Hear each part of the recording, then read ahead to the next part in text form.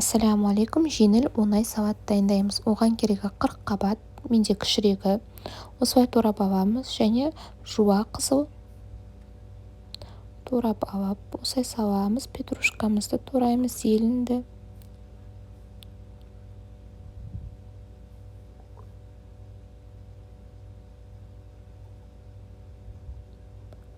Турап салып,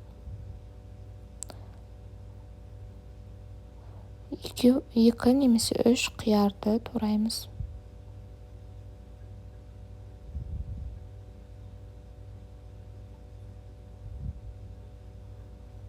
Міне қызыр турап алдық.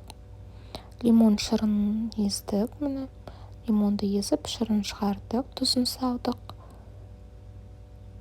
Лимон шырынынан бұрыш саламыз. Көз мөлшерімен сұйық май құямыз. Жақсылап араластырып, салатымызға құямыз. Заправить етіп біткеннен кейін жақсылап тұрып араластырамыз. Өте дәмді және жеңіл. Папа ұстайтын адамдарға жақсы ас болсын.